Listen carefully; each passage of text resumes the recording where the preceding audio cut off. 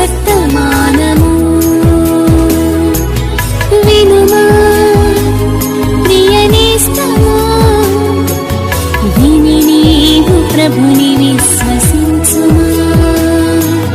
వినుమా ప్రియ నేస్తమా, విని నీవు ప్రభుని విశ్వసించుమా. Praise the lord. దేవునికి స్తోత్రం. అనుదిన మన్నా అనే ఈ ఆధ్యాత్మిక కార్యక్రమాన్ని వీక్షిస్తున్న ప్రియ సోదరి సోదరులారా, మన ప్రభువును రక్షకుడునైన యేసు క్రీస్తు అతి శ్రేష్టమైన నామములో మీ అందరికీ శుభాలు వందనాలు తెలియచేయుచున్నాను. ఈ శ్రేష్టమైన సమయంలో దేవుని పరిశుద్ధ గ్రంథంలో నుండి కీర్తనల గ్రంథం 130వ కీర్తన 5వ వచనం, యెహోవా కొరకు నేను కనిపెట్టుకొనుచున్నాను, నా ప్రాణము ఆయన కొరకు కనిపెట్టుకొనుచున్నది. ప్రభునందు ప్రియ దేవుని యొక్క బిడ్డలారా, ఈ కీర్తనల గ్రంథంలో 130వ కీర్తన యాత్ర కీర్తన అంటారు. భక్తుడు ఒక అద్భుతమైన విషయాన్ని తెలియపరుస్తున్నారు. నేను యెహోవా కొరకు కనిపెట్టుకొనుచున్నాను. నిజమే, ఈ భూలోకంలో ఉన్నటువంటి ప్రజలు అనేక విషయాల కొరకు కనిపెట్టుకుంటూ ఉంటారు. పరీక్షలు రాసినటువంటి వారు రిజల్ట్స్ కొరకు కనిపెడుతూ ఉంటారు. ఉద్యోగానికి అప్లై చేసినటువంటి వారు ఆ జాబుకి ఎప్పుడు పిలుస్తారా అని కనిపెట్టుకుంటూ ఉంటారు. వివాహ వయసు వచ్చినటువంటి వారు ఎప్పుడు వివాహం జరుగుతుందా అని కనిపెడుతూ ఉంటారు. వివాహం జరిగిన వారు సంతానం కొరకు కనిపెడుతూ ఉంటారు. నిజమే, ఈ భూలోకంలో ప్రతి వ్యక్తి కూడా ఈ లోక సంబంధమైన వాటి కొరకు కనిపెడుతూ ఉంటారు. అయితే దేవునిని ఆరాధించే మన జీవితాల్లో దేవుని కొరకు మనం కనిపెట్టేవారిగా ఉండాలి. పరిశుద్ధ గ్రంథంలో కీర్తనాకారుడు 25వ కీర్తన 5వ వచనంలో భక్తుడైన దావీదు గారు అంటారు, దినమెల్లా నేను ఆయన కొరకు కనిపెట్టుకొనుచున్నాను అని అన్నారు. ప్రతి దినము దేవుని కొరకు మనం కనిపెట్టాలి. పరిశుద్ధ గ్రంథంలో యోబు అనబడినటువంటి ఒక గొప్ప దైవజనుడు ఉన్నాడు. దేవుడు ఆయన్ని ఆశీర్వదించాడు. ఒకరోజు శోధింపబడినటువంటి సమయంలో తన యొక్క బిడలను, తన గొర్రెలను, ఒంటెలను, గాడిదలను, ఎద్దులను, తన ఆరోగ్యమును సమస్తమును పోగొట్టుకున్న సమయంలో స్నేహితులు వచ్చి, అయ్యా ఇంకెందుకు దేవుడు దేవుడు అంటావు, దేవుని కొరకు ఎందుకు నువ్వు కనిపెడుతున్నావు, ఇక విడిచిపెట్టు అన్న రీతిలో మాట్లాడారు. ఆ సమయంలో యోబు గారు ఒక చక్కని మాట చెప్తారు. యోబు గ్రంథం 13వ అధ్యాయం 15వ వచనం ఈ రీతిగా రాయబడి ఉంది, ఆయన నన్ను చంపినను నేను ఆయన కొరకు కనిపెట్టుకొనుచున్నాను అని అన్నారు. నిజమే ప్రియ దేవుని బిడ్డలారా, మన జీవితాంతము కూడా దేవుని కొరకు మనం కనిపెట్టాలి.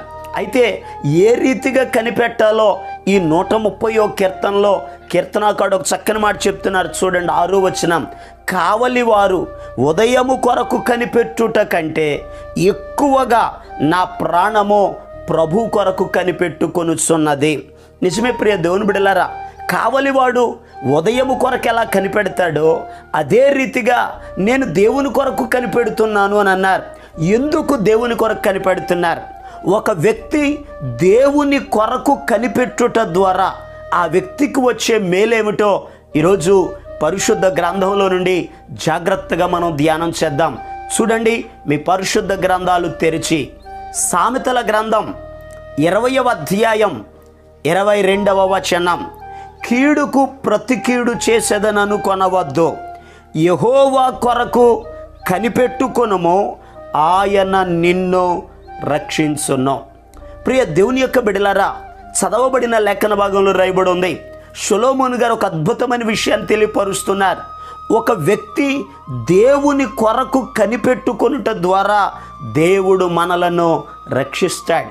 మనం ఏ సమస్యలో ఉన్నా, ఏ బాధలో ఉన్నా, ఏ ఇబ్బందులలో ఉన్నా, ఎటువంటి ప్రతికూల పరిస్థితుల మధ్యలో మనం ఉన్నా, దేవుని కొరకు కనిపెట్టుకోవడం అలవాటు చేసుకోగలిగితే, ఆయన కొరకు కనిపెడితే, ఆయన కొరకు ఎదురు చూస్తే, ఆయన మీద ఆధారపడితే, ఆయనను ఆశ్రయిస్తే ఆయన మనలను రక్షించే దేవుడు. పరిశుద్ధ గ్రంథంలో రాయబడి ఉంది, కీర్తనల గ్రంథం 25వ కీర్తన 3వ వచనాన్ని మనం చదివితే, యెహోవా నీ కొరకు కనిపెట్టుకుని వారిలో ఎవడునో సిగ్గునందడు అని వాక్యం చెప్తుంది. మనం ఆయన కొరకు కనిపెట్టుకుంటే ఆయన మనలను విడిచిపెట్టే దేవుడు కాదు, సిగ్గుపరిచే దేవుడు కాదు. మనం ఉన్నటువంటి అపాయములో నుండి, ఆ ప్రమాదంలో నుండి, ఆ కష్టకాలంలో నుండి దేవుడే మనలను విడిపిస్తాడు. పరిశుద్ధ గ్రంథంలో ఇశ్రాయేలీల మీదకి ఫిలిష్తీయులు యుద్ధానికి వచ్చారు. అటువంటి సమయంలో ఫిలిష్తీయులలో ఒకడు గొలియాతు అనబడినటువంటి వ్యక్తి తానొక్కడు వచ్చి కేకలు వేస్తున్నాడు. ఫిలిష్తీయుల పక్షంగా నేను ఒక్కడిని వస్తున్నాను, ఇశ్రాయేలీలారా మీలో ఒకడు రండి, మన ఇద్దరం దెబ్బలాడదాం. ఎవడు గెలిస్తే ఆ దేశం గెలిచినట్టు, ఎవడు ఓడిపోతే ఆ దేశం ఓడిపోయినట్టు అని. అయితే ఈ గొలియాతు అనేటటువంటి వ్యక్తి 6 మూరల జానెడెత్తునున్నాడు, రాగి శిరస్త్రాణం ధరించాడు, ఉక్కు కవచాన్ని ధరించాడు, ఒక పెద్ద కత్తి తీసుకుని వచ్చాడు. అతను చూడగానే ఇశ్రాయేలీలంతా కూడా భయపడిపోయారు. 40 దినాలు కేకలు వేస్తున్నాడు, ఏ వ్యక్తి కూడా ఎదరికి వెళ్ళలేకపోయారు. అయితే 40వ దినమందు యెషయి కుమారుడైన దావీదు తన అన్నల కొరకు ఆహారాన్ని తీసుకొచ్చి ఆ కేకలు విని గొలియాతు మీదకి నేను వెళ్ళిపోతాను అని అన్నాడు. రాజుగారు అన్నారు, అయ్యా నువ్వు వెళ్ళలేవు, అతడు చిన్ననాటి నుండి యుద్ధాభ్యాసం చేసిన వాడు, అతడు మీద నువ్వు జయించలేవు అని అన్నారు. ఆ సమయంలో దావీదు చెప్పాడు, అయ్యా నేను దేవుని కొరకు కనిపెట్టుకుంటున్నాను, నా దేవుడు సింహము నోటు నుండి నన్ను రక్షించాడు, ఎలుగుబంటి నోటు నుండి రక్షించాడు, ఈ గొలియాతు నోటు నుండి కూడా ఆయనే నన్ను రక్షిస్తాడు, యుద్ధము యెహోవాదే అని చెప్పి దేవుని కొరకు కనిపెట్టుకుంటూ దేవుని మీద ఆధారపడి గొలియాతు మీదకు వెళ్ళాడు. ఒకే ఒక్క రాయితో గొలియాతును పడగొట్టేశాడు. ప్రియ దేవుని బిడ్డలారా జాగ్రత్తగా వినండి, దావీదు దేవుని మీద ఆధారపడుట ద్వారా, ఆనుకొనుట ద్వారా, దేవుని కొరకు కనిపెట్టుకొనుట ద్వారా గొలియాతు మీద జయము కలిగింది. గొలియాతు చేతిలో నుండి దేవుడు రక్షించాడు. మన దేవుడు ఆయన కొరకు ఎవరైతే కనిపెడతారో వారిని రక్షించే దేవుడు. పరిశుద్ధ గ్రంథంలో బబులోను అనేటటువంటి దేశంలో నెబుకద్నెజరు అనేటటువంటి రాజు దూరాయను మైదానంలో ఓ పెద్ద ప్రతిమను నిలబెట్టాడు. దానికి ఎవరైతే నమస్కారం చేయరో వారిని అగ్నిగుండంలో పడేస్తాను అని అన్నాడు. అయితే షడ్రకు మేషకు అభ్యర్థనగో ఆ ప్రతిమకు నమస్కరించలేదు. రాజుగారికి తెలిసింది, పిలిచి విచారించాడు. ఆ సమయంలో వారు చెప్పారు, రాజా ఇందును గూర్చి మీకు ప్రత్యుత్తరం ఇవ్వవలెనన్న చింత మాకు లేదు, మేము సేవించుచున్న దేవుడు మండుచున్న వేడిమి గల అగ్ని గుండము నుండి తప్పించి రక్షించుటకు మా దేవుడు సమర్థుడు. ఈ మాటలు వింటున్న ప్రియ దేవుని బిడ్డలారా, షడ్రకు మేషకు అభ్యర్థనగో దేవుని కొరకు కనిపెట్టారు గనక రాజు వీళ్ళ ముగ్గురిని బంధించి అగ్నిగుండంలో పడేయమన్నారు. అగ్నిగుండం 7 అంతల రెట్టింపు చేశారు. అయితే ప్రియ దేవుని బిడ్డలారా, ప్రభువే అగ్నిగుండంలోకి దిగి వచ్చారు, ఆ బంధకాల్లో నుండి విడిపించారు. జ్వాలలు వారిని కాల్చకుండా ఆయనే వారిని రక్షించారు. ఈరోజు ఈ మాటలు వింటున్న ప్రియ దేవుని బిడ్డలారా, నీ జీవితంలో నీవు కూడా దేవుని కొరకు కనిపెట్టగలిగితే నీ మీదకి వచ్చే శత్రువు చేతిలో నుండి దేవుడే నిన్ను రక్షిస్తాడు. దేవుని కొరకు మనం కనిపెడదాం. ఆయన కొరకు కనిపెట్టుకుంటే వచ్చే మేలేమిటో మరొక్క విషయాన్ని పరిశుద్ధ గ్రంథంలో నుండి ధ్యానం చేద్దాం.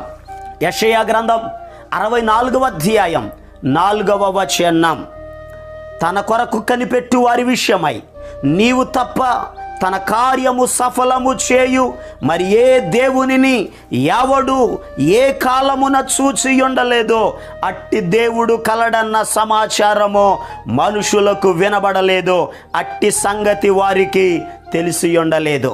ప్రియ దేవుని యొక్క బిడ్డలారా, దేవుని పరిశుద్ధ గ్రంథంలో రాయబడినటువంటి మాట, వాక్యంలో ఉన్నటువంటి శ్రేష్టమైన విషయం, ఎవరు దేవుని కొరకు కనిపెట్టుకుంటారో వాక్యం చెప్తుంది, ఆ కనిపెట్టుకున్నటువంటి వారి యొక్క కార్యము సఫలము చేసే దేవుడు.